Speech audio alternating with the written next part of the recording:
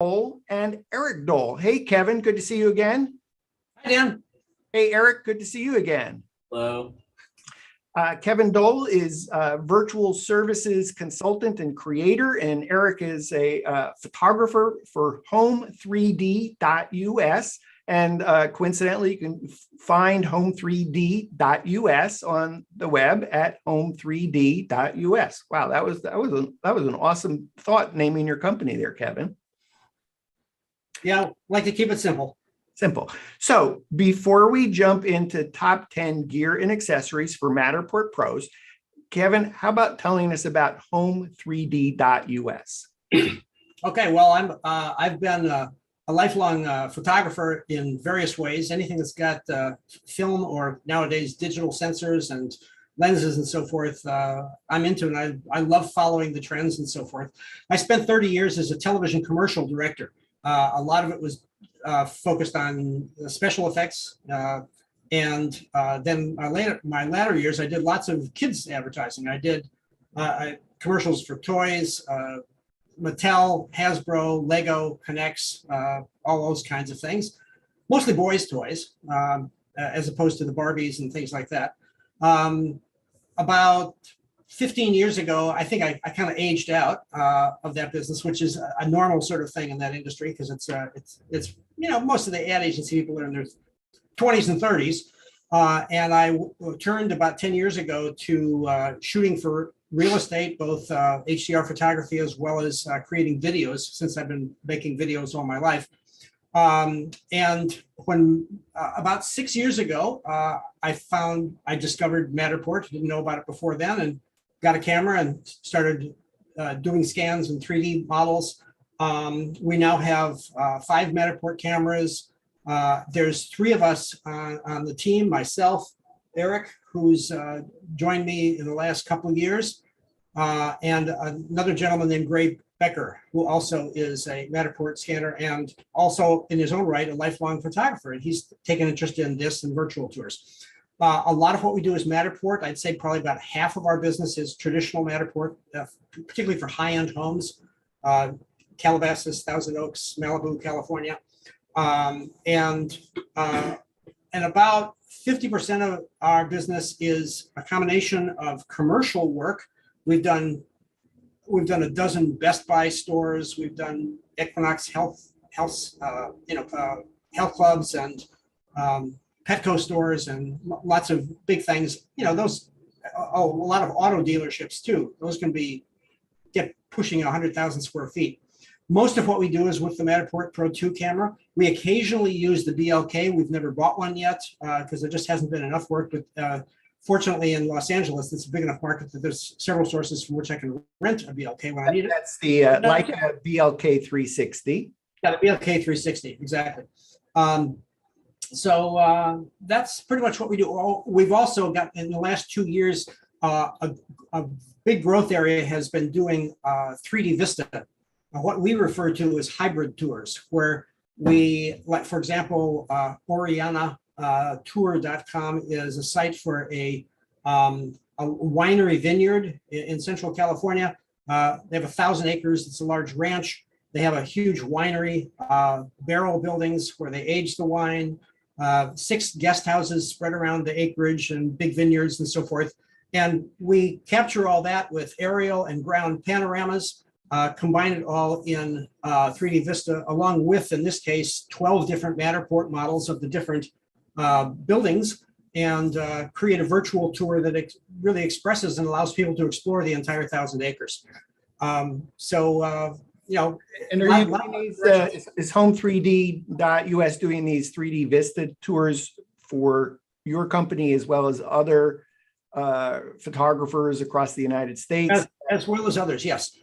We've another active WGAN photographer, Matterport creator, Ross Zenzucci in Grayslake, Illinois, not far from where I grew up, has over the past, 5 years or more, made a very elaborate 360 tour of Grayslake, the village of Grayslake, with I think at this point, there's about 60 different businesses that are represented by Matterports.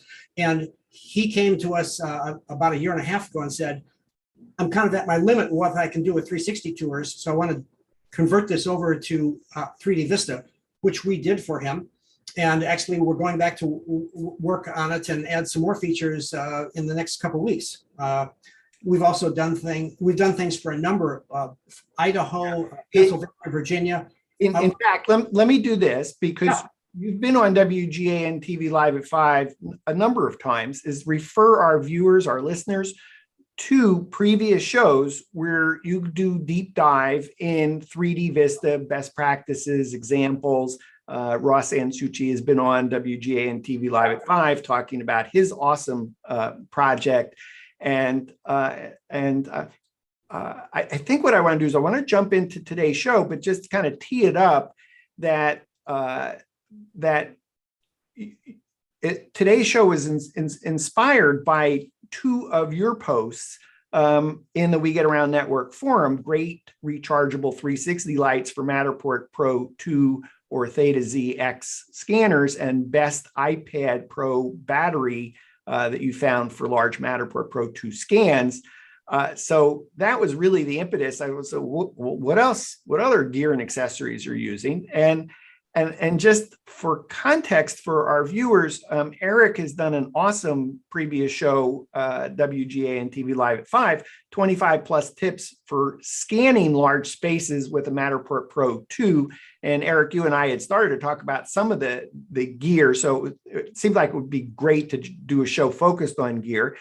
And I know, Kevin, you did a previous WGAN TV Live at 5 on advanced outdoor Matterport scanning techniques, and that incorporates some of the gear that I think you're going to talk about today. So today's topic, top 10 gear and accessories for Matterport Pros. Kevin sent me a list that it turned out we couldn't limit it to 10. He came up with 15, and I'm going to round it up and make it 20. And I could even imagine while we're talking, there'll even be more than that. And so since I do have your list that from you and Eric, why don't I just kind of introduce the item, the name of the item, and the URL where people can find it, and then tell us about it. Okay, so the first item on your list, Eric's list, is a Manfrotto 4-section tripod. The tiny URL to find that in Amazon, wgan.info/1. That's the number 1. Kevin? Yeah. And let me credit where credit is due. I learned about this tripod from you, Dan, because you've talked about it before as a piece of gear. I've used a lot of different tripods since we've been doing Matterport, and this is the most useful one I find because it has 4 sections. So it collapses smaller when you're not using it. And with the 4 sections, it's very easy to make little adjustments. For example, if this was the height being used for shooting an entire house, when you get to the stairway, of course, you got to start adjusting legs, because you can't have it on wheels at that point, and you get it off. And by having many different ways to adjust, it's easy to put it on a stair. Just open one of the extensions that you're not already using, making one of them a little bit longer, and right there you go, like so. And it's very easy to level it up quickly. We'll get to other leveling tricks as we go, but this has been a fabulous tripod. So we're all equipped with them, all 3 of us, Eric and I and Gray. It's been a really fine piece of gear. Kevin, Eric, anything else that you like about that particular tripod? Well, personally, something I want to point out is the fact that it has these rubber grips here, because there's a lot of times when you got to carry the camera from a longer distance other than just moving between scan points, or carrying it over like rough concrete or something. And just being able to carry it with these 2 handles right here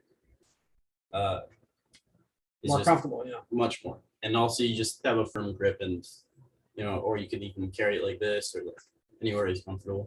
You know- You're not gonna, you feel like you're not gonna drop anything. It also has a center column that goes up a little shy of a foot. And for example, when I'm doing a house, oftentimes I'll find myself in the kitchen where maybe the counters or a center island is taller than the height that I think is best viewpoint for most of the house. But I need to get up higher so that the dollhouse will fill in solid on those countertops because they're shiny. You can't shoot them like this on the Matterport. You need to get down so that you can scan down. And so this is an easy way to get additional height for counters and bathroom, whatever it requires a higher view without having to change the legs. And so the legs, you can drop it right back down and you're ready to go. I would add one other reason that I like this particular tripod with the 4 sections versus the 3 sections is that it fits into a rollerboard going on an airplane. And when we all start flying again and we have an opportunity to travel, that was an important feature for me, was just being able to take it with me on luggage, not to check my gear. I think as we go through the list, Kevin, I'm going to also just mention nearly everything is priced out on Amazon, all these links. So Thursday, May 12th, 2022, today's price, Amazon, $274. So prices may vary, but at least as we go through the list, you'll have some sense of pricing. Eric, was there something else you wanted to say about this tripod? No, I think we pretty much covered all of Okay. it. Item number 2, a tripod dolly, the short link wgan.info/2, and this is $64. Yeah, and for $64, this is a pretty nicely made, sturdy tripod. That Chinese company Newer is being pretty impressive. Things I like about this. It gives you a little covering case to keep it clean when you're not using it. Also handle. Handle, yes, you can throw it over your shoulder. There's a Velcro strap that keeps the thing collapsed from storing in the case.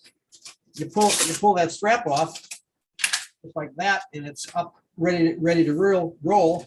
I take the Velcro strap and just kind of curl it around itself so that it's not dangling in the way of the wheels or anything. Go. And each of the arms can be extended a fair amount, depending upon how wide the spread on your tripod is, depending on how high your tripod is. There are clip latches so that it's very quick to do that. The legs of the tripod get locked into their sockets on the end of the arms by a screw thing. You have to tighten it up. And we'd have to. Yeah, I don't know if we need to put it in here. I don't think we need to. We'd have to extend it anyway. But anyway, it's a great little tripod. The wheels lock. You step on them with your foot there, and then they won't roll. So if you're on an incline or any place that it's going to move around, it's very easy to lock down. Whether you want to lock one or all 3. When you're done, you pull those 2 pins, collapse it up, put the Velcro around, stick it back in the bag. So what caused you to buy this? What was the problem you were trying to solve? When you do something like Petco or Best Buy, and you're gonna be scanning 70,000 square feet, you don't want to carry that thing around in your arm all day. And most of these stores are just one flat level. You roll it around all day. Adjust the height. This adds about 4 inches maybe. You just adjust the height accordingly, and you roll that thing, and boy, it saves you. You'd be dead by the end of the day if you had to pick up and move that tripod every time. Okay, so I've heard 2 benefits. One is it keeps you alive because you're not killing yourself carrying an 8-pound Matterport camera on top of a heavy-duty tripod for 10 hours. And 2, it sounded like speed. You're just able to do the job that much faster. It is like I wouldn't do those kind of jobs without wheels. You gotta have wheels doing those large scans. Eric, what kind of time savings is this make it half the time, 25% less time? It's 50% less exhaustion at the end of the day. That's for sure. Yeah. I mean, Yeah. you save like a few seconds every time. Yeah. I So mean, all that adds up. it adds up a little bit in terms of time, but the major thing is the strain on your body. I have the same one. I've been totally happy with it. Before we move on, was there anything else to say on that item? Yes, I learned about this from you. That's funny. Well, that must be why I have the same item. I thought the price was right. I mean, there are a number of options when it comes to these tripods, but for the price, and it works, and Exactly. it's been reliable. Yeah. Item number 3, a 15-inch riser. The tiny URL is wgan.info/3. And I don't have a price because this item is not presently available on Amazon. Do you recall about how much you paid? It was available when I looked last night. Interesting. Okay, so maybe It may change. It's made by an independent company called Glide Gear. I think Glide Gear probably started as a company that made these sliders, for photographers. You put your camera on a slider and shoot a very smooth thing from a tripod. The product itself is I'll unscrew it so you can see it by itself. It is 2 metal plates with 3 steel bars in between. The head here is separate, but it's just that piece that you don't have to take it off. Well, actually, why not? Yeah, sure. So what you get is this. It's yeah, that's actually very helpful to see it solely by itself. and it's got an embedded 1/4-inch screw on one end. Okay. So it's 15 inches, and it's advertised as in the movie business, we call these risers. Sometimes it's called a tripod extender. And on the bottom, it's got a 3/8 hole so that it's perfect for going into that. Yeah. You put it on there, just spin it on, and whatever head you would normally have on the tripod, you simply put on top, and that's it. It's a 15-inch riser. And what problem was that solving for you? What it does is a couple things. One, it means that I have height. Oftentimes, like when I'm scanning Matterport, I like to keep this down as much as possible because it's a little bit wobblier on that center column.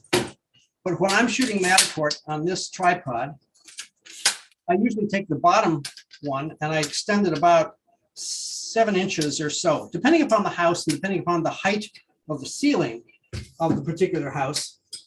I'll put this down flat, get those all even, and that plus the Matterport camera is about the height that I find ideal. Puts the Matterport lens about 5 feet, maybe even a little bit lower if it's a low ceiling house, because But you could do that same height just with that 4 extender leg tripod.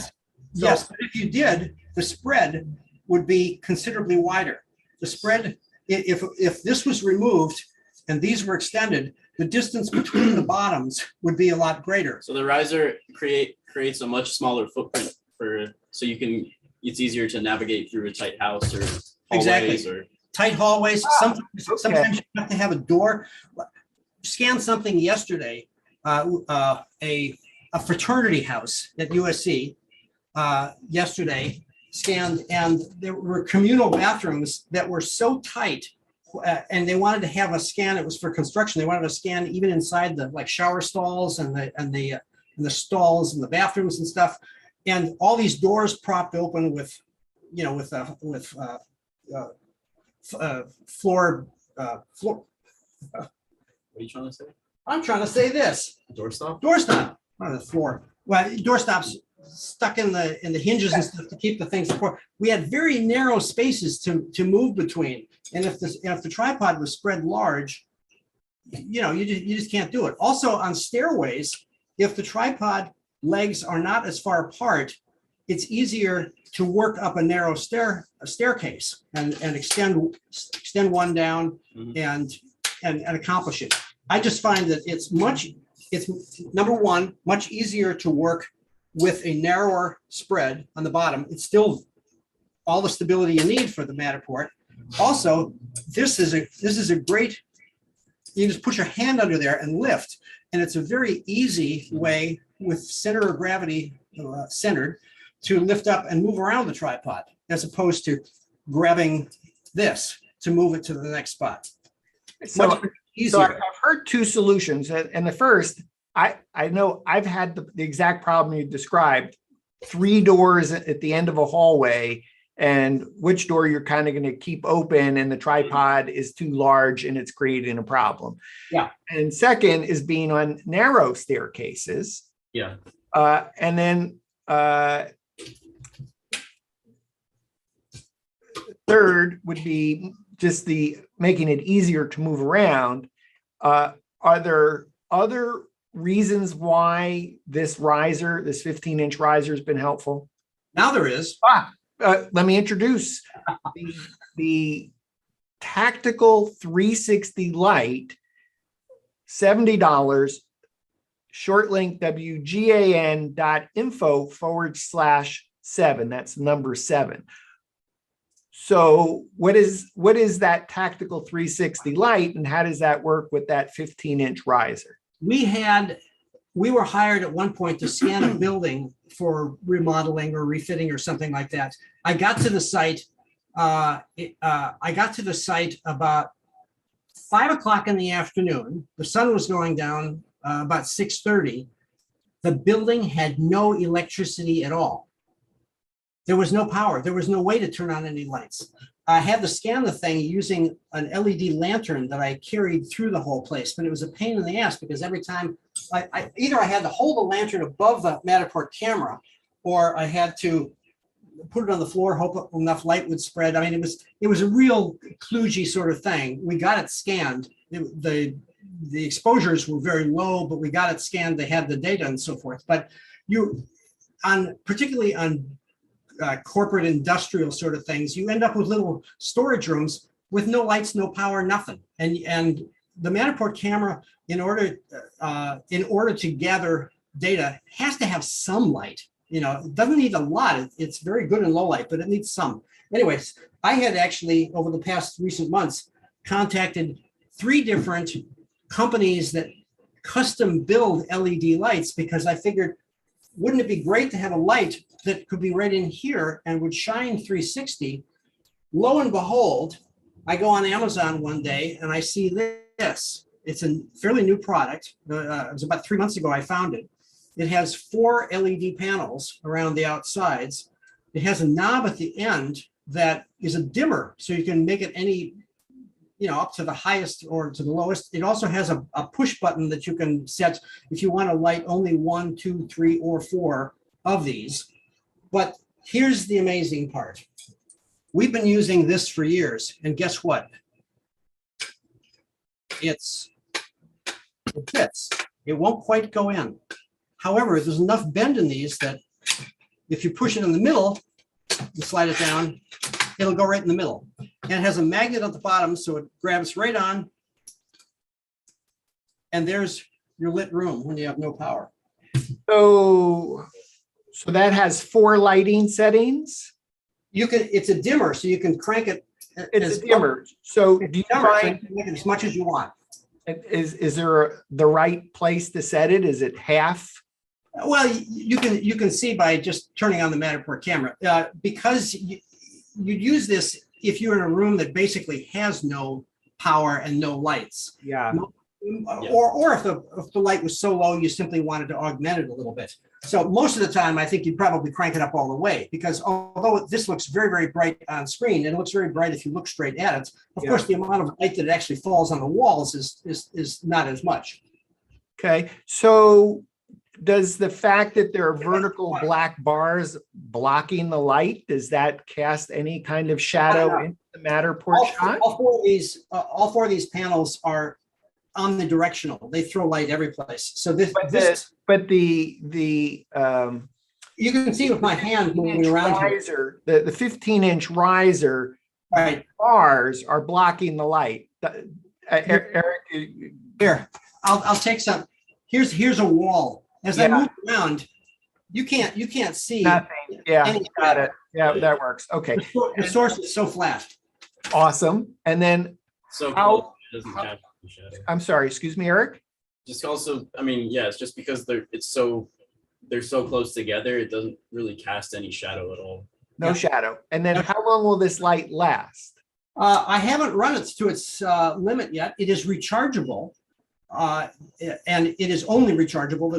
There's not a battery package you can swap. Yeah, But it's and of course the length of time it lasts will depend upon what setting you have it at, all the way up versus halfway or whatever. But what I've read about it is that even at the full setting, it would probably run for 3 hours or something like that. So in use, if I had to do a large building, I would move the camera, turn it on, shoot, and turn it off before I've set the next setup. so how yeah. many of these do you have? We have 3 of these, one for each of us. And have you been on a job where it's been so large to take so long that one charge wasn't sufficient at whatever? Not yet, because it's there's only the one time that we encountered an entire building that had no power.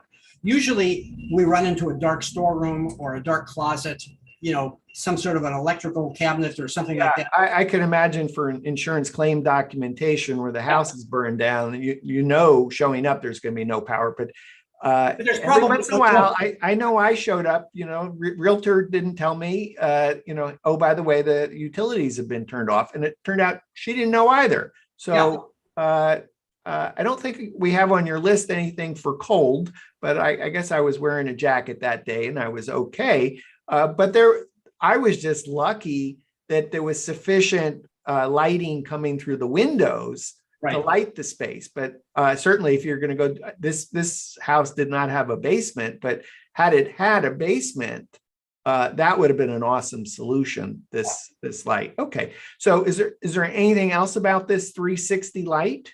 No, I mean, it's just a wonderful thing. That happens to pair perfectly with this riser. I cannot push it out to the side between those bars because it fits tight enough there. Now, But you're using this with the Matterport camera. Could this be used with the Ricoh Theta Z1 and Insta360? Absolutely. If I was shooting with the Z1, so here's the new ZX. If I was shooting with the ZX and this, what I would do is put the Z or the Z or the X or an Insta 1X 2 or whatever on the little Insta360 selfie stick. Okay, so we'll talk about that later. So that's good to And know. then put it That's on- another option. Yeah. And then I would put it on top to keep the tripod legs as small as possible in the nadir of the shot. Also, something else I want to mention too. Obviously, this is secure, fairly secure enough on its own, just because of like each of their dimensions. But for some extra security, you could always wrap around a piece of Tape. duct tape or like Yeah. any kind of tape around the top, just to secure the top bit. Right. Because the bottom, there's no way that's getting out because obviously the bolts are It doesn't fit. there's But no, it there's no can't- place at the bottom. But If you pull, it'll pop out Yeah. halfway up. For Yeah. clarification, you were able to use this in total black darkness, no light coming from any other source. Yeah. Right. I think the only place where it might not perform there is if you're literally in a 10,000 square foot open warehouse at night with no power and no lights. And so the walls are so far away that even this might not illuminate them adequately. Well, that's an interesting question. What was the largest space that you've been in terms of illumination at a distance that you could see? In terms of using this thus far, it's only small spaces, but I would not hesitate from my experience in terms of amount of light and so forth. This would do fine in any home with no power at night, no lights. the largest room in a home, this light is still going to illuminate the Yeah. walls. All right, that's an awesome solution. A great piece of gear. Moving on, number 4. I'm actually got my numbering a little bit odd, but let's call it number 4. Newer leveling base, $50. WGAN.info/number 4. What is this? How do you use it? Why are you using it? Right. This is what we use. I know that in the Matterport system, their algorithms will, if your camera is a little bit cattywampus, when you do a scan, it will correct it within reason. I'm sorry, what was that technical term you said? Cattywampus? Eric's laughing too. Now, well, my mother used that word, cattywampus. It means it's like, it's like out of angle. Any wampus. Cattywampus, yeah. And we have 2 caddies here, so. Okay. Well, we have our show professionally transcribed. I have no idea what direction I should say for the transcriber. Like how do you spell Good. wampus? My mother's passed away, so you can't ask her. So anyway, so this goes onto a tripod, or it goes onto. I want to show this close up though. Yeah. What it does, all it does is it's got a 3/8 at the bottom. This has got a 1/4 insert. At the top, it's got a 1/4, and when you turn this all slides around, so that you can your tripod can be as much as about 10 degrees off angle, and just with one quick adjustment, a single quick adjustment, not 3, you can level the camera up. So by having this on there, it so speeds up the Matterport camera's leveling. Now, it takes 2 pieces because this thing just has a 1/4 inch screw on the bottom. So you also need this part, which is the next on the list, which is simply something that's got your choice of a 3/8 or 1/4. So let me introduce this piece.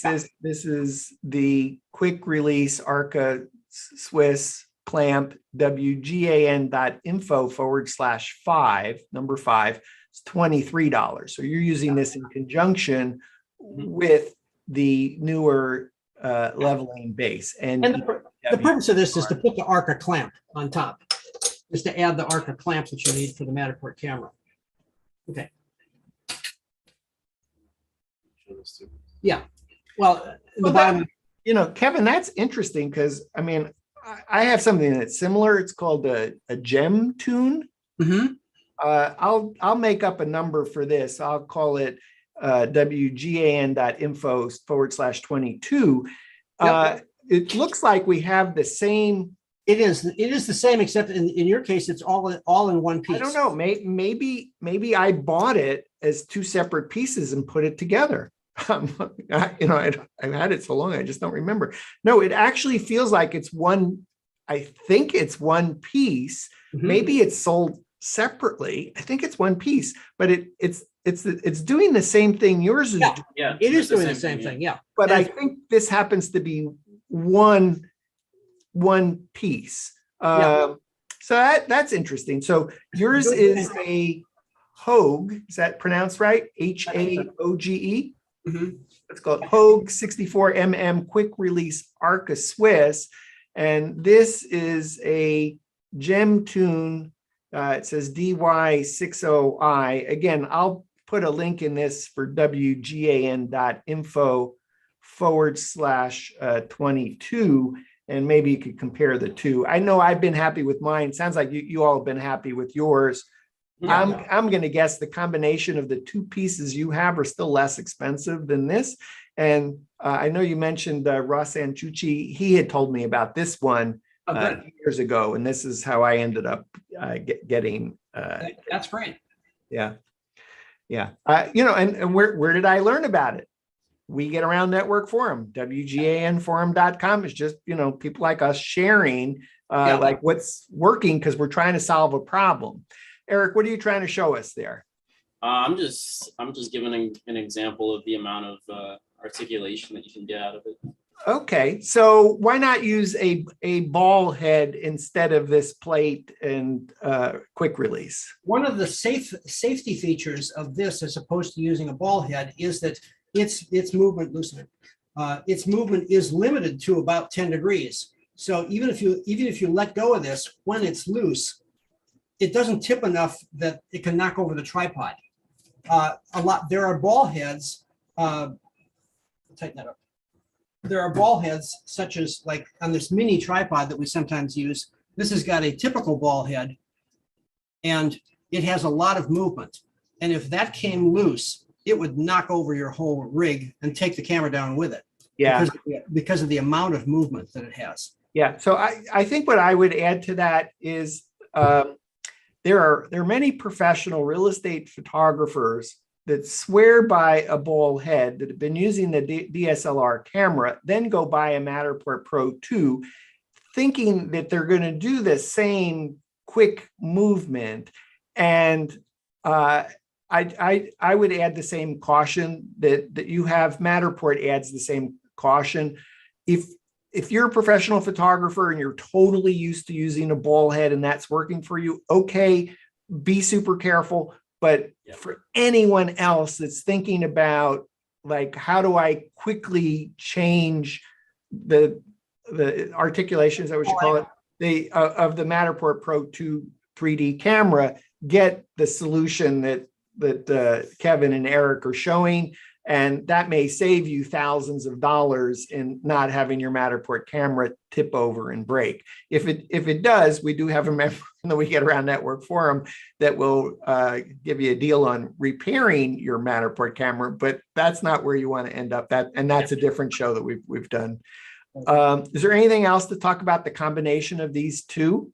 Well, no, just the extension to the next device. We're going to tie this in, Dan, if you can. Okay, so let's bring up your other phone there, and we're going to talk about the bullseye level. Okay, so how do I get to my start video? Whoop, There it so- is. Turn, you got me there? Ignore my request about unmuting. Let's keep it. Okay. Good.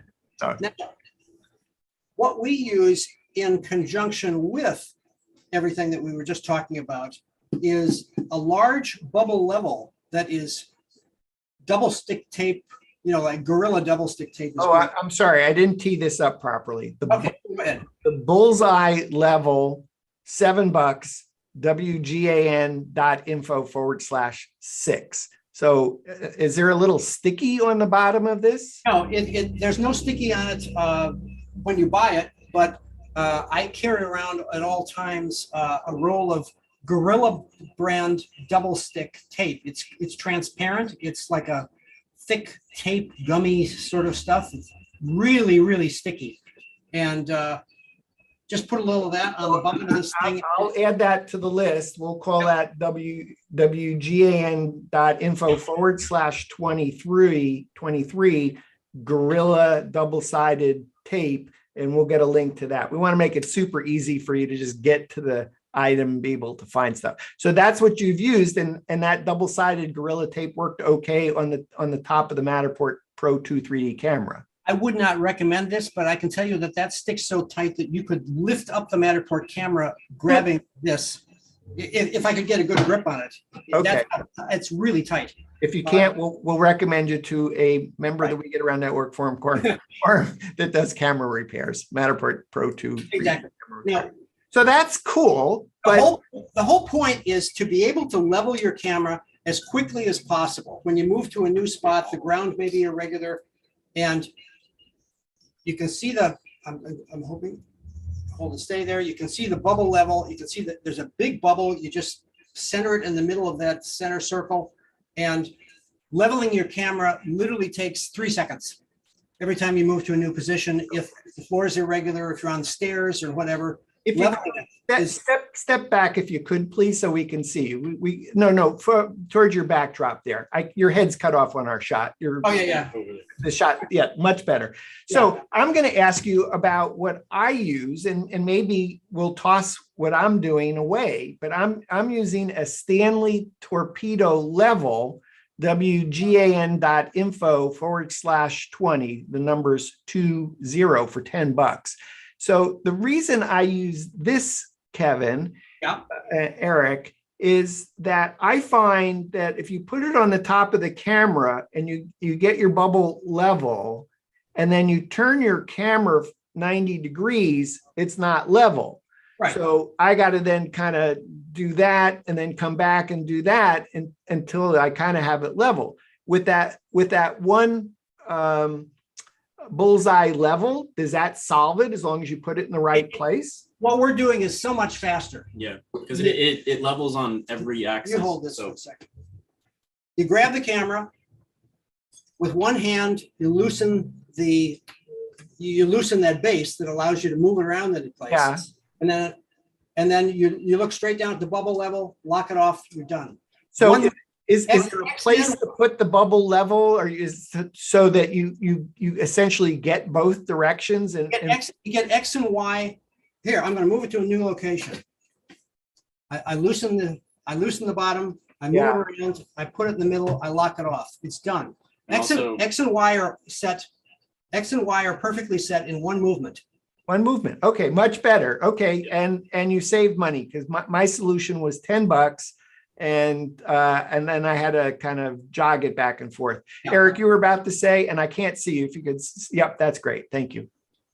well, also this you can just stick directly to the camera too, so you're not going to lose it. You're not going to carry. You have something else to carry around. It's on there for good. We have a room in our cases. This stays on at all times. Yeah.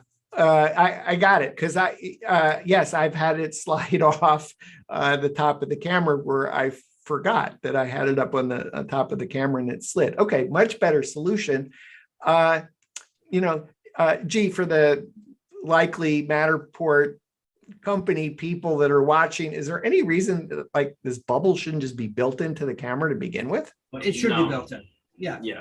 And it should be level. So if you were to Yeah. maybe attach some kind of different light or Right. something out, in fact, I would almost say, I guess I would like to have I don't know what you call them, maybe you have a term for it, is there are places that would dip into the camera that you could affix something to. So if you were going to put a light on, not a big light, not to change the torque of the camera, but something that had like recessed with places to loop in Yeah. some wire, you could do something with that.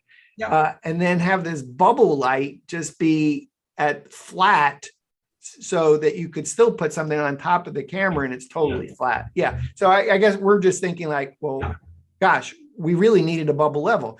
Now, I'm going to guess that Matterport would say something like, no, when it processes, we figure that the camera is not so even and we kind of adjust for that. Any thoughts on that? Yeah, because I've had Matterport models where even after processing, certain nodes are cattywampus. About 8 months ago, there were a string of problems that people were having with Matterport models where certain nodes were coming off kilter, and they did discover that there was some errors in their algorithm, and they fixed that. But my approach is this is so easy, and particularly with some tripods have little tiny bubble levels like this, circular ones, but then it's like really hard. Is the bubble in the middle? Well, I can't quite tell. This one is really, really easy to make sure that it's level. Well, that was a good question, because one of the things I could tell is I could be at eye height here. Is there any issue with the bubble level that you put on there because you have to look down, or you don't have to look down? Well, this camera right now, I know my head's coming off here, but this is about the height that I generally scan at, about 5 feet off the ground. Ah, A lot of houses, older homes have an 8-foot ceiling. You don't want to have this up at a 6-foot height because then when you have when you have positions in your highlight reel, yeah. you're going to be all keystoned. Yeah, Kevin, I wasn't really thinking we were going to do, tips and best practices. I just thought we were going to do gear and accessories, but I think this thing is like so important to talk about camera height, because I'm going to tell you, if you ask somebody at Matterport, they're going to tell you to put the camera at eye level. See, No. Eric, right? If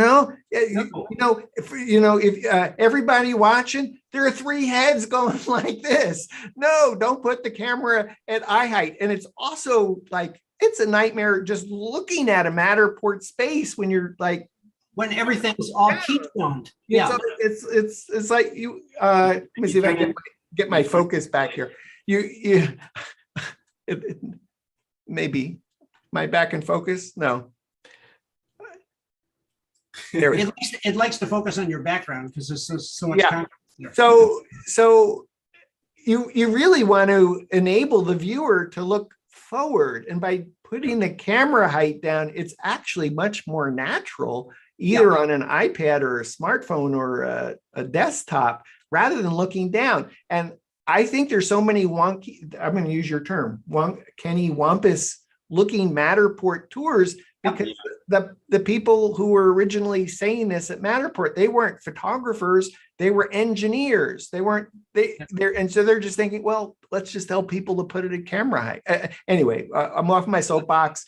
And that was to answer the question about, you don't have to look down at the bubble because the camera is already down at a lower height. And in fact, So- when I've shot hotel rooms, correct me if I'm wrong, if you do something different, in a hotel room where the space is small, I got the camera just slightly above the bed height. So, Right.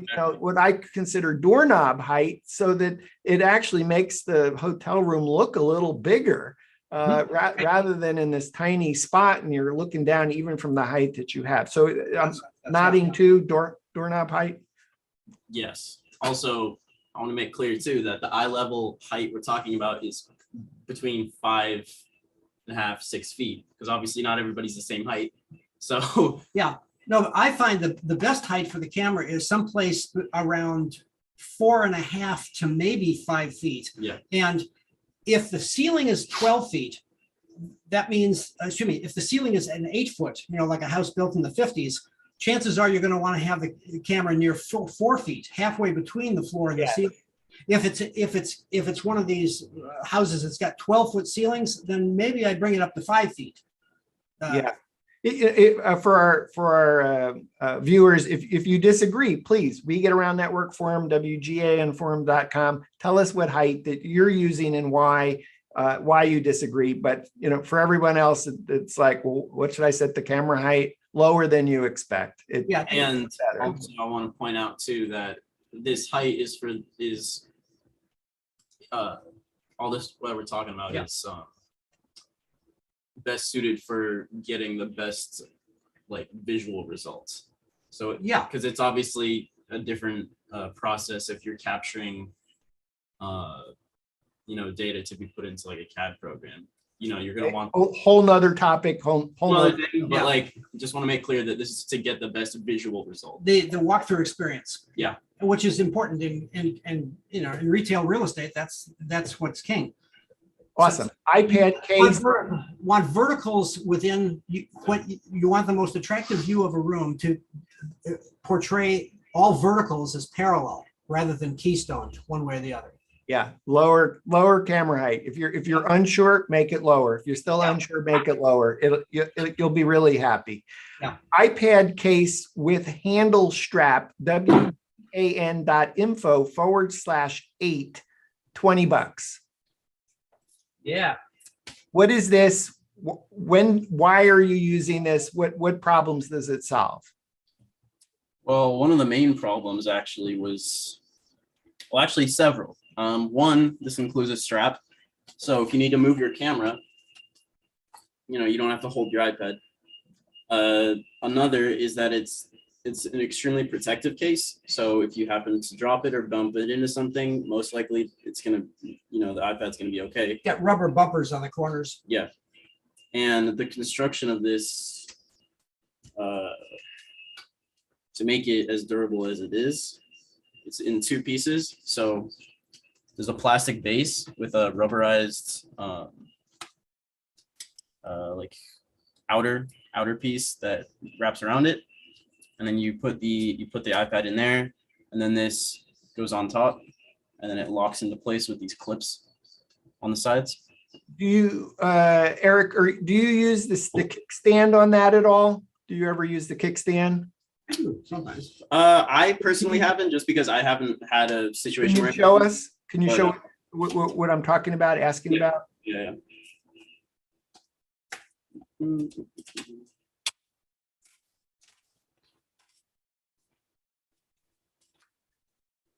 Which is yet another thing, which is a hand strap. So Exactly. there's two things. So you could carry this with your hand. Yeah, which is the other thing. You get a much better grip as well. Yeah. Um, That kickstand to stand it up if you want to display. Yeah. Because Because I'll tell you, I've used it. I think I like the solution that you have better. I happen to have, I'll call this 24, the one I have. So wgan.info/24. I've had this one so long. This is a native union. What I've liked about this is I could put my hand through here, and that's how I would actually pick up the tripod. And then there were times where I would take, because this one is kind of nice, you could take it like that, and then you're out of the shot. You just kind of put it down on a counter, and it's just sitting on its kickstand there. But I'm gonna think that what you have is a better solution, because it's just hanging from you and you don't have to think about it. Yeah, Yeah. Eric is the one that convinced me that the shoulder strap was better. He's absolutely right. yeah, Were because you using what I was using, something like what I was No, using? I was using this, but I never put the shoulder strap on. Yeah, I just held it in my hand. he never he just was using just the strap with his hand without the strap. Yeah. And then I mentioned we should get a strap for the case. And then I told him, well, a strap came with it. I just didn't give it to you. Yeah. Because I wasn't using the strap on my own case.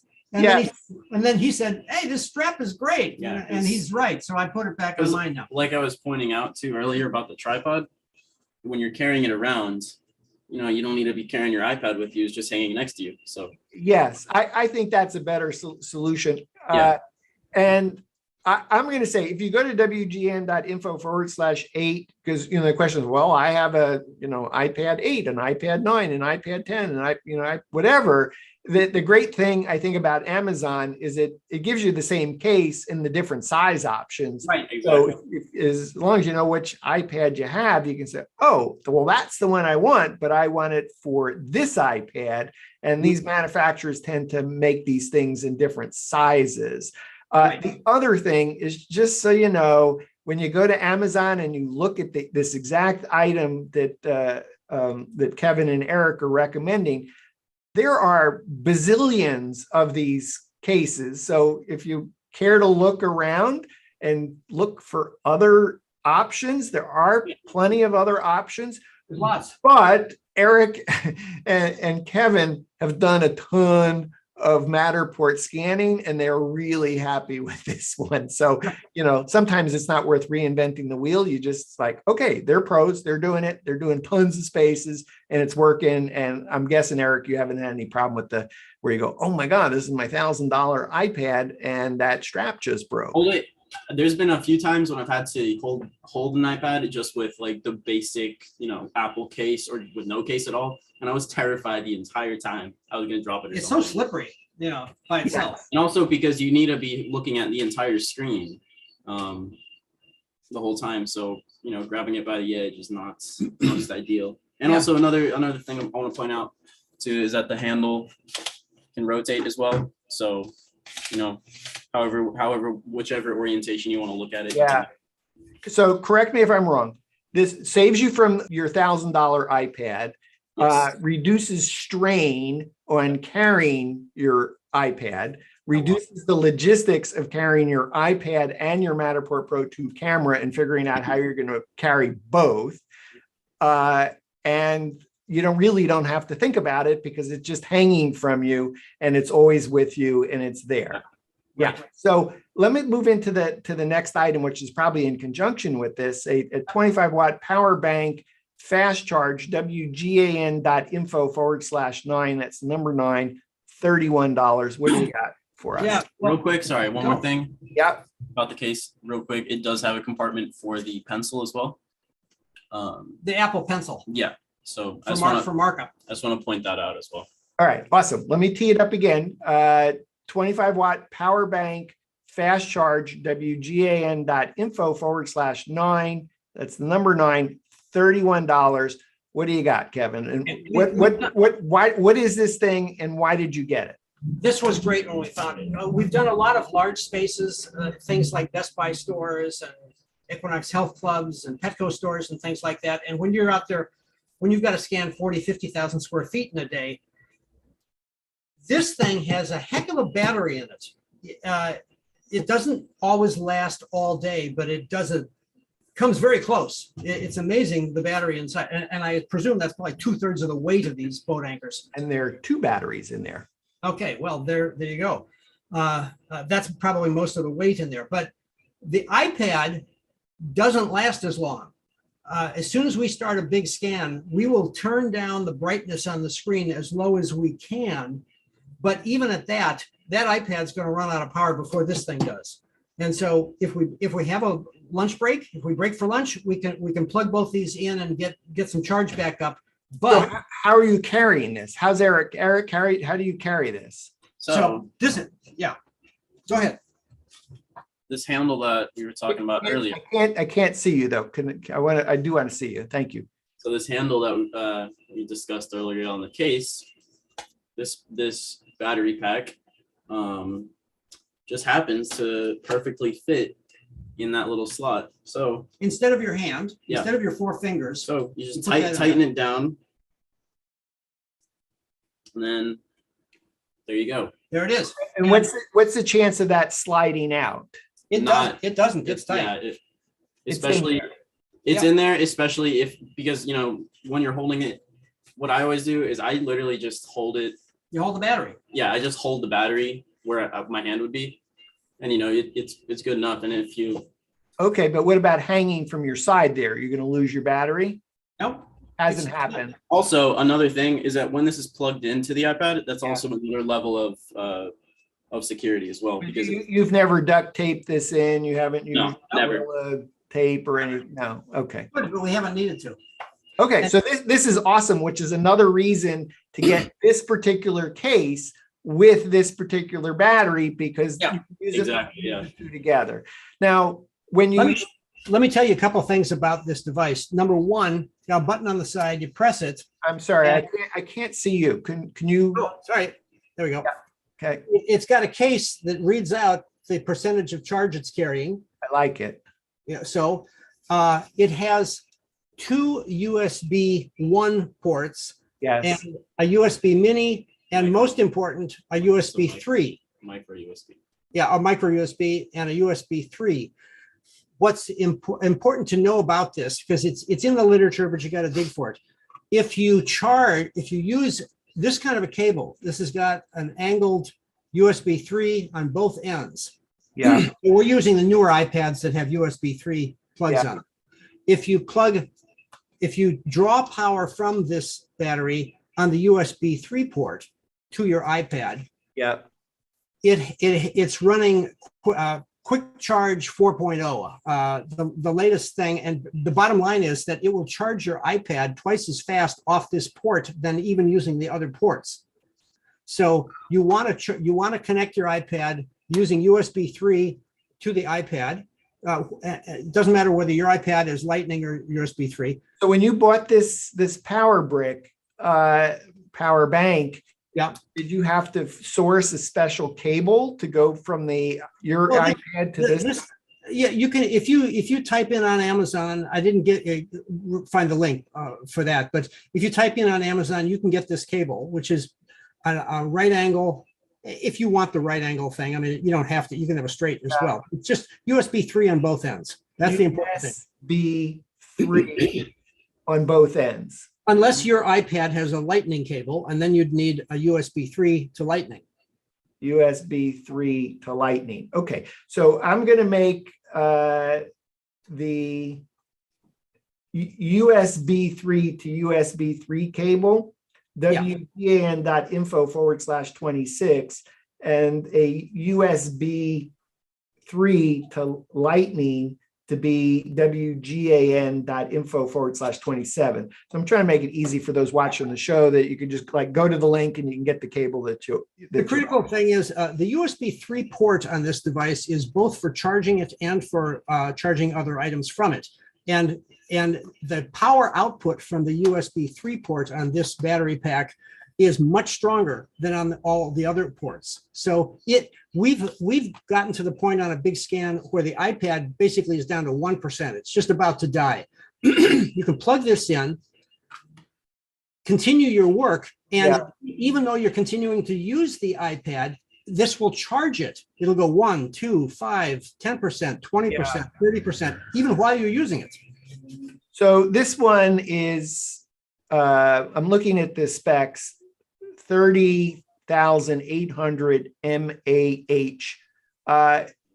Why this particular size? Because I can imagine you could go for much bigger. This one was like $31. This has been powerful enough to recharge the iPad even while we've been using it.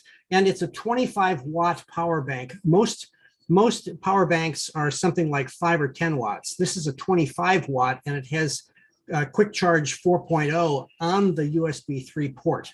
So do you have like 2 of these? Because you have one for your smartphone and one for your iPad? We have 6 of these. You have 2 for each photographer. Yeah. And so are you typically putting your smartphone in your one pocket with that connected and then the iPad with the other one connected when you're doing a large? Generally we don't use our phone much. We're not really using our phone, so like we don't need to connect it. So do you have 2? Because when you're doing 60,000 square feet, you're going to go through. We've never gone through more than one of these on a single all-day shoot. No, but I have 2. I just have found this such a fabulous power bank that I wanted to have 6 of them around in case I misplaced one. Yeah, it's so cheap. I remember buying my first one; it was probably $150. So for $31, go buy 2. Yeah. No, for the amount of output and capacity, and the price, it's a very. It really puts out a high power charge from the USB 3 port. And also something I want to say is just in terms of securing it to the case. I haven't done this yet, but just because for no specific reason, it's not gotten around to it. But just because this is plastic and the back of the case is plastic, if you wanted to, you could also put a piece of tape, like some kind of rubberized tape, like duct tape or some type of foam. Just to stick it on the back of here. Yeah. So that when you slide it in here, there's friction on both sides. Yeah. Yeah. It's secure enough back here, but obviously just in case you do drop it or there's like a very sudden strong impact. Yeah. The good news, if you drop it, it's $31. It's not the iPad. No, exactly. Yeah. By the way, the circle on here, it also wirelessly charges your iPhone. So you can just lay your iPhone on top of that, even if you don't have a cable, and it'll charge it if you've got one of the newer models. Isn't that awesome? Yeah. So, today's show, top 10 gear and accessories for Matterport Pro. Why is your item here? Ricoh Theta X with card, with battery, wgan.info/10, the number 10 for $800. Why is a Matterport Pro using a Matterport Pro 2 3D camera also carrying a Ricoh Theta X? Okay, well, we have a couple Ricoh Theta Z1s that we've used for years for isolated circumstances. And also when we do our hybrid tours for assembly in 3D Vista, then we're using the Ricoh Thetas a lot because we're using that. We're not doing 3D scanning. We're just shooting 360s. The new Theta X came out just this past month, and we picked one up to work with it. It's got many improvements over the Z. You've probably heard some of them already from Ben Claremont and other people who make videos even before the product is on the market. But a couple things about it. It does have on the downside, it does have a smaller sensor. And I would say from a data gathering standpoint, just in terms of image, it's a little bit weaker sensor, but So for today's show, because we're not going to review the Yeah. product, exactly. you're carrying this for, I'm going to guess, two reasons. One is you need standalone 360s that you need for your 3D Vista tours that you're creating, your hybrid tours. But I suspect you use that camera in conjunction with Matterport for some very specific reasons. Do you want to We talk do. about that? Yeah. Get into the- We do. When doing Matterports, sometimes in our work, we will actually wait until the sun's going down and scan a whole yard. We've done many things like that where we've taken the infrared camera outdoors. But often, then on other occasions, you just want to add external 360s, you know, in the front of the house and the back. And you can do that with the Matterport camera, of course. Just switch over to 360 mode, push the button out on the front walk and do it. But there are some houses that architecturally, or because of the terrain of a hillside or something, you would get a better external 360 shot by elevating the view of that 360. And the Matterport camera, you know, you're not going to get up 15 feet in the air safely. This you can. So you can essentially turn off the Matterport camera, turn on the Theta X or Z, link it to the Matterport software, and then use an extended selfie stick, which will go up 10 feet or more. You can raise your arm, you can get up 15 feet, and you've got essentially a drone shot in the air as your outdoor 360. So are you using that as a 360 view versus a 360 scan? Correct. Yeah. And are you using it also as a 360 scan for a different purpose? You could, but we're not particularly enamored of Matterport's capabilities at the present time in terms of taking 360s from non-measuring cameras and converting it to 3D. It's just not that dependable. You're not a fan of Matterport Cortex that does the conversion, but do you want to talk about pools? Yeah, exactly. And we used to, because I'm going to give Eric a real compliment here. We used to use the Theta Z to take pictures to put water in the pools. Eric discovered there's a better way to do it. Mhm. So I'll just run through this quickly so we also have time to look at the other products. But so before we were using a 360 camera to fill in the water, fill in the water on pools. So But let me see if I can tee up the problem. Is that if you're doing a Matterport tour using a Matterport Pro 2 3D camera and you're doing scans outside, when you go look at the dollhouse after processing, the pool is black because Right. this scan data can't see the water. Infrared can't see water. Infrared can't see water. So how do you solve that, Eric? right, so So you were using a 360 camera, and it Yeah. sounds like you're now using the Matterport Pro 2 camera.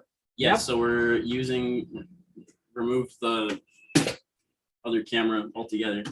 So what you do is you get to the edge of the pool, you take a normal 3D scan, and this is assuming you were able to successfully get outdoors and Like just when the sun goes down or the backyard falls into shade.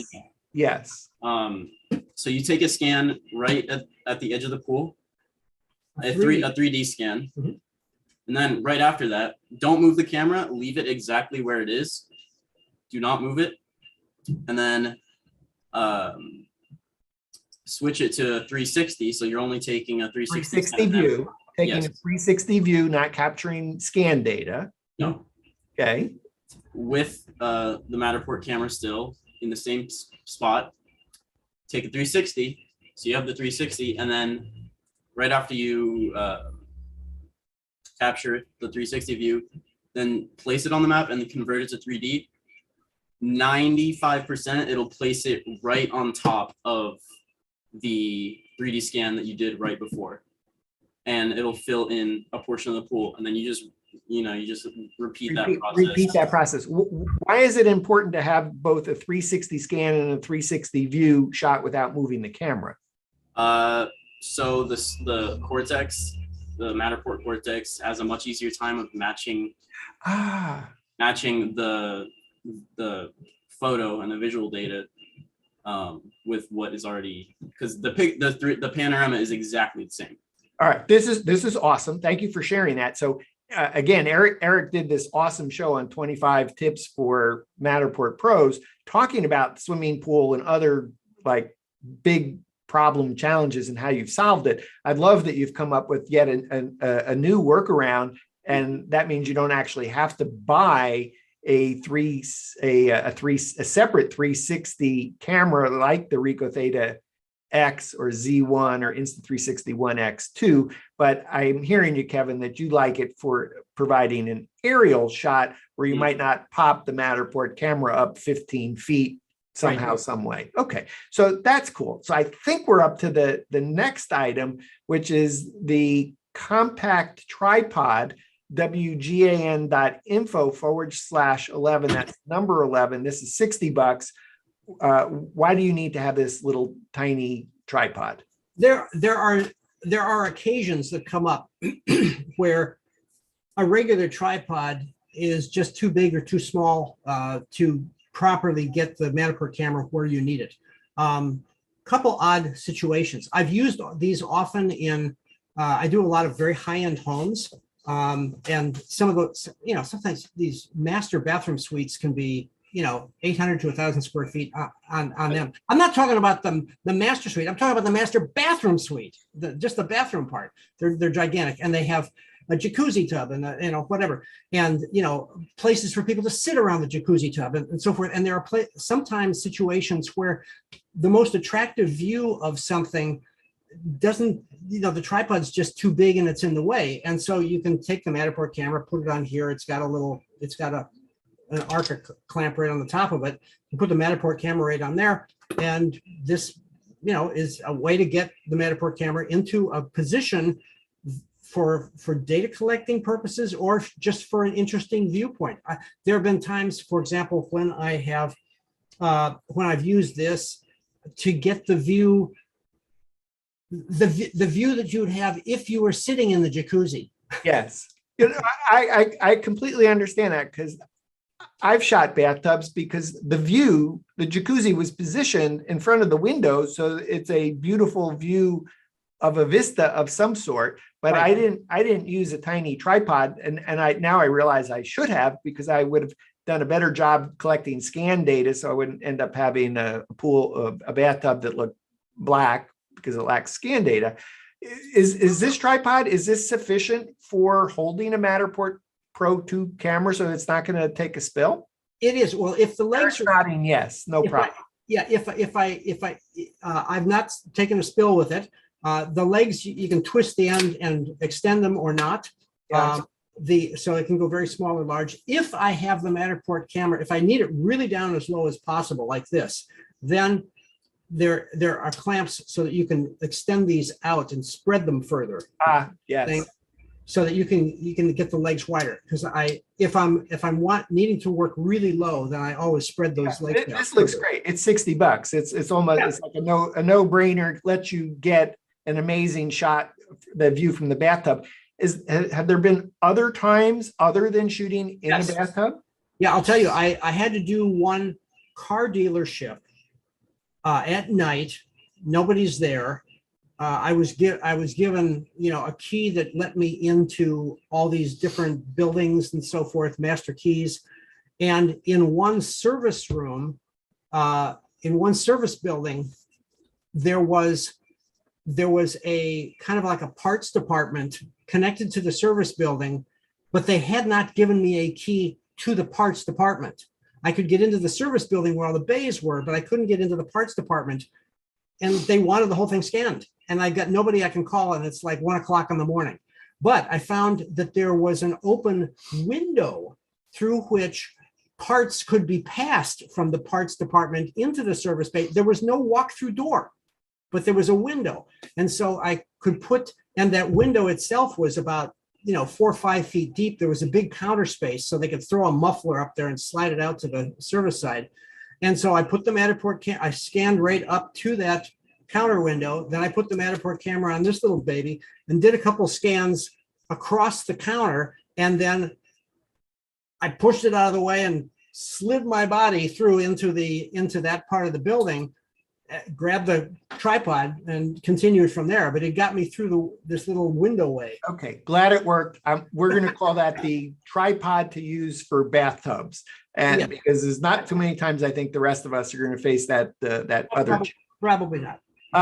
Next item, door stops, a 6-pack, wgan.info/12. That's the numbers 1, 2, 12, $13. What are you showing? So why do you need door stops? Oh, well, anybody who does Matterport knows you need door stops. But these are the best door stops that we've found. These are our favorites. They come in a 6 package like this. Yes. They've got these little white clips, or like if somebody wanted to double stick it, to store it on a wall. So I could imagine that since you've been scanning now for years doing Matterport, that you've been through a number of door stops. What problems does this particular door stop solve that other door stops didn't? They've worked better. The simple wedge shape, it gets very thin down here. So if a door is tight to the floor, you can almost always get it under there to grab it. Yeah. You can stack two or three of them if you have a door that's got a huge gap underneath it. And they've just been really useful. They've been the best things we've found. Okay, 6-pack. Indulge me here because I'm going to talk about the Wedget, the ultimate door stop, wgan.info/17, $12 each. This saved me multiple times, and I just love this one. And it actually gets used in different ways. But just to give you an example, I was shooting an indoor pool that had an exterior door to a patio, and there must have been a 30-mile-an-hour wind outside. It was really windy, and I needed that door not only to stay open, but not have that wind close the door on me. So this stop, it gets used in different ways. So one way was, here's my hinge. Maybe if I take my little book here, I can say this. So there's the door and the door jamb. Can't do this. It's like backwards. It goes like right there in that door jamb. So it's not going underneath the door. It's going in the door jamb itself. And that door is not going anywhere. The second way is it does slide under the door. And you were mentioning a gap. When I've had doors that had huge gaps, this solves that. Right. So I would just say that this is just an amazing industrial grade door stop, particularly when you're going out from indoors to outdoors or outdoors to indoors, and you have these massive doors. That door, it's not going anywhere at this door stop. So I love it. Yeah, that's a great product. I picked up one of those and I've only used it a couple times, but it's great. And they come in multiple packs. So, I think I probably have 6 of these or something. Awesome. Back to you. The Insta360 original extended selfie stick, wgan.info/13, $70. I'm going to mention the other one too. You're holding up the Insta360 second generation extended selfie stick, in wgan.info/14. And that one is also $70. Forgive me, but I don't think I mentioned. Did I mention what this was? wgan.info/17, $12. I'm not sure I did. But anyway, back to you. The 2 different Insta360s. Again, you're a Matterport Pro. You're using a Matterport Pro 2 3D camera. You've told us why you're using a 360 earlier. Now, why do you need one or the other of these Insta360 extended selfie sticks? And also, just to clarify the parts, like when you buy the Insta cameras, this is the normal selfie stick that comes with it, and it extends to about 3 feet and collapses down to about 11 inches or so. That's the normal selfie stick. This is the Insta extended selfie stick, which collapsed is about 18 to 20 inches.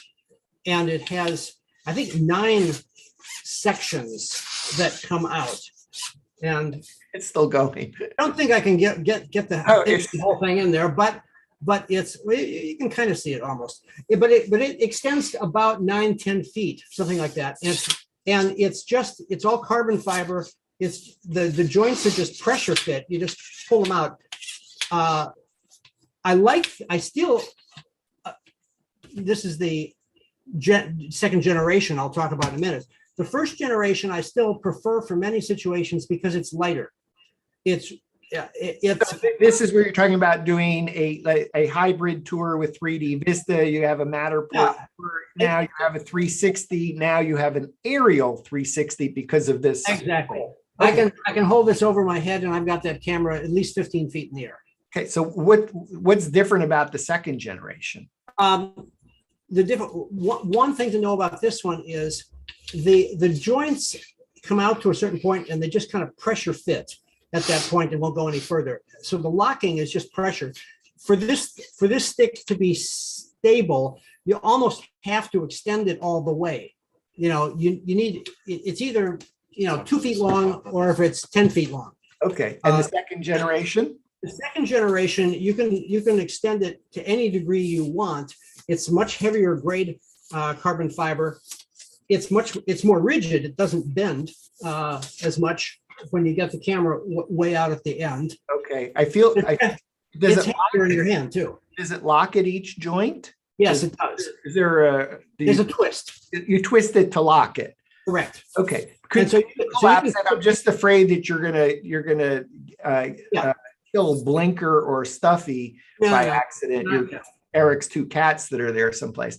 Yeah. So You can extend this any amount you want or don't want. they're priced the same. Do you need both, or you just say no? I started with the first generation. I'd recommend getting the second generation. We have both because when I'm simply taking handheld shots, if I'm going around and using this to get it up high in the air and take quick shots, this is just lighter. It's easier on my arm if I'm doing a whole bunch of those. This one, however, being more rigid, and it also has a much broader base at the bottom. You can see the size difference. Grip on it. Oftentimes, it's got a great rubber grip down here. I will take our regular tripod if I want to really get it up tall. One of the downsides to the new Theta X, which has much higher resolution, so it takes great pictures, but in trade-off, it does not have something that the Theta Z has called handheld HDR. With the Theta X, if you want to take good HDR pictures, it's got to be on a tripod. It's got to be stable in one position. So with this, I can take our regular tripod, our Manfrotto with the riser and so forth. I can take this more rigid selfie stick. I can put the tripod up so that it's going 6 feet in the air, and then I can extend this another 10 feet, and I'm up 15, 16 feet, and it's rock solid. At least with a camera as small as the Theta X or. Just for clarification, you're not in any way talking about putting a Matterport Pro 2, 3 No. on top of this. This is solely for One shot. But this is an Insta360. So the Insta360 One X2 WGAN.info/15 $470. What are you recommending getting both a Ricoh Theta X and an Insta360 One X2 for different purposes? Well, we have them for different purposes. It depends upon what someone else does. What we have found, because we just completed doing a project for an automotive test track in Bakersfield, California, and the primary thing they wanted us to do was to create a 360 video of the processes at their test track. And through the use of the Theta cameras as well as the Instas, we found that the Insta One X2 was the best device currently in the budget range we could work for shooting 360 video, whereas the Theta X was the best for stills. They both do stills. They both do Totally got it. And that's probably enough for today's show, which is Exactly. Rico Theta X, wgn.info/10 for 360s, HDR 360s, typically simulating a aerial shot, a drone shot, and then an Insta360 One X2 for 360 video. Right. I'm gonna move on. I have some additional things. You didn't mention a case. You got a lot of gear. How do you carry all your stuff? Well, I think our favorite cases are the Nanook cases. I really like their latching system. They're not the cheapest, but they're really solid, and I like them. I like them a little bit better than the Pelican cases. Okay. I'm Nanook- going to show you what case I have. Yeah. So this, let's see, this would be a hard case for Matterport Pro 2 3D camera plus iPad plus accessories, wgan.info/16. And when you go to that website, just put in Matterport, because this is one of a number of Matterport cases to carry a Matterport Pro 2. I like it because of that handle piece that comes out. Mhm. Got the wheels so you can roll it. Yep. It fits in luggage on an airplane. And then I worked with the manufacturer in terms of design. So this has the cutouts for Matterport Pro 2 3D camera face down. Most cases I noticed had the Matterport Pro 2 3D lenses facing up. That made me nervous because it's too tempting to put gear inside and scratch your lenses. Then there's a compartment here to put stuff. So like there's a lot of little stuff that you were talking about, like Chargers and chargers, battery packs. Yeah. door stops, etc. It's a pretty big compartment. And then that slot happens to be for the iPad that I carry. But Right. when you go to that website, you can actually change these hard pieces because it's actually cut specifically for you. So if you have a different iPad, you can do that. And then there are other cases that are bigger for carrying more stuff. I actually have two other cases, but I like the smaller case. And then for, I realized that I have a case for carrying my tripod, which actually carries about 3 tripods. And I think you have at least 3 between your selfie sticks and the tripod and your extender. And I want to say that's probably a newer case, NEEWER. I'm going to call that wgan.info/28.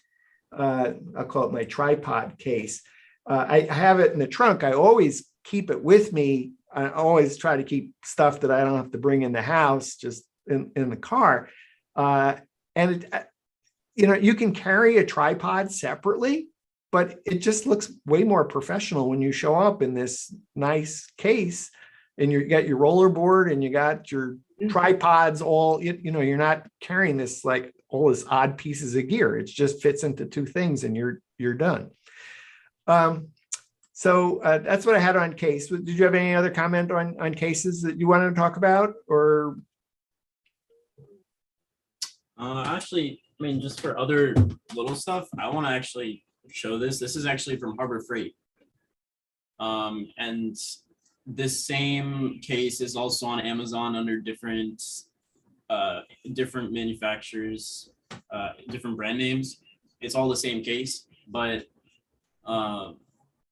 these ones, they're pretty inexpensive. This one's about like $45. Is it HARBOR? Yes, Harbor Freight Tools. Harbor Freight's a big nationwide chain, Okay. like Ace Hardware. All right. So we'll call that wgan.info29, and I'll get the link for that. And then I imagine on Amazon, it's got a whole range of assortment of stuff. Yeah, exactly. You didn't mention this. I'm going to mention this. These are Blue Shoe disposable booties. And wgan.info/18. 100 of them are $24. I swear by these. Do you use this when you shoot? Actually, my wife just bought us a package of like booties that are very sturdy and they're washable. And that, so I've got those in my car now. I haven't used them yet. Okay, so I'm going to call those 30 wgin.info/30 Kevin's booties. Not Kevin's booty, but Kevin's booties. Yes. And either way, whether you get some that are disposable or not disposable, I'll tell you, if you show up, there's two reasons to have these things. First is not to mess up somebody's house. And second, you'll just impress your clients to no end that you actually care enough to put these shoe covers on. And the third benefit is when you buy a box of 100 and you have vendors that come to service your house, you can put them by the front door because they should be bringing them when they come into the house, that they're not coming in with booty. So I use them, and even for people that visit our home to do service.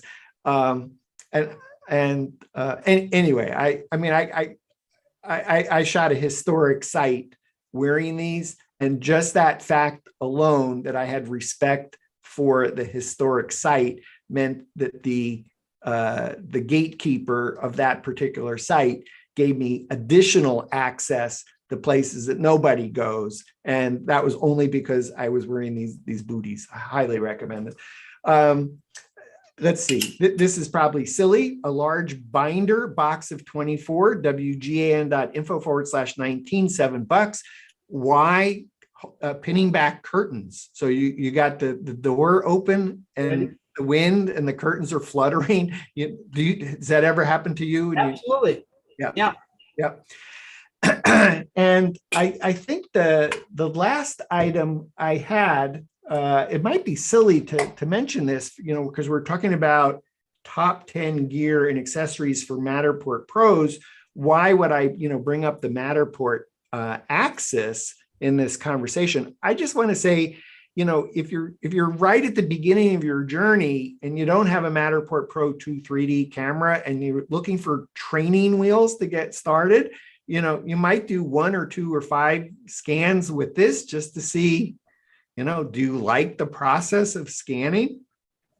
I will tell you, if you're going to make a living and you're running a business, this is not, in my opinion, it's not the solution for that, but I think it's really good training wheels to get started with Matterport. So that would be my 2 cents on it. We did an entire WGAN TV Live at 5 show with 2 other Matterport pros talking about the Matterport Access rotator for your smartphone.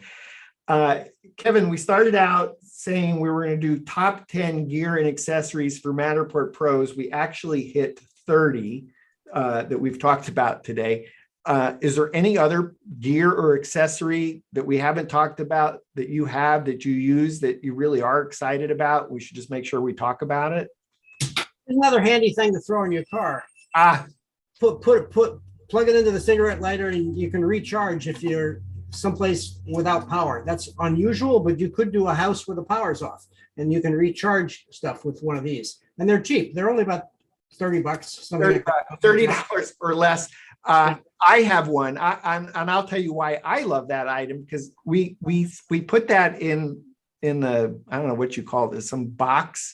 It's the identical one. That's what we have. It sits between my wife and I in our car, plugged into the cigarette lighter that's in some kind of compartment box. And it's not only been great in terms of, like, if you need Matterport, but we've drive together where one or the other has had to have been on a laptop. And you can plug in the laptop and you can be charging 2 smartphones at the same time. Was there another connector that was on that? I don't remember. This one has 2 Edison plugs and 2 USB A's. Yeah. This is an awesome box. We're calling that wgan.info/31. It's probably about $30. It'll save your life at some point when you forgot to charge your Matterport Pro 3D camera and you're driving to, or it's lunchtime and there's no other power, or what, I shouldn't say that, because the MatterPro Pro 2 3D camera, as you pointed out, it lasts and lasts well beyond 10, 12 hours. It's a workhorse. But you likely have an iPad and a couple smartphones, and it's a great thing for charging. Anything else? Well, we also use that because we do drone work. Eric and I are both FAA certified drone pilots, and between us, we have 5 drones now. And the drones, on the average drone, we've probably got 3 or 4 batteries, but those each will take flight for anything between 15 to 20 minutes or something like that. You might, if you have a lot of drone use, then you want to recharge those drone batteries. And that charger is what we got for that, so we can do it from the car, even out on location someplace. Yeah, that's awesome. So I think we'll wind it up there. Kevin, Eric, thank you so much for being on the show today. Thank you You're for welcome. having us. Yeah. We've been visiting with Kevin Dole. He's founder, owner, creator, content creator, virtual services consultant, home3d.us. And we've been also visiting with Eric Dole, photographer, home3d.us. Kevin and Eric and their colleague Greg are located in the greater Los Angeles area. Been tremendous resource on WGAN TV Live at 5 in the We Get Around Network forum, WGAN forum. So again, Eric, Kevin, thanks so much. And I'm Dan Smigrod, founder of the We Get Around Network forum, and you've been watching WGAN TV Live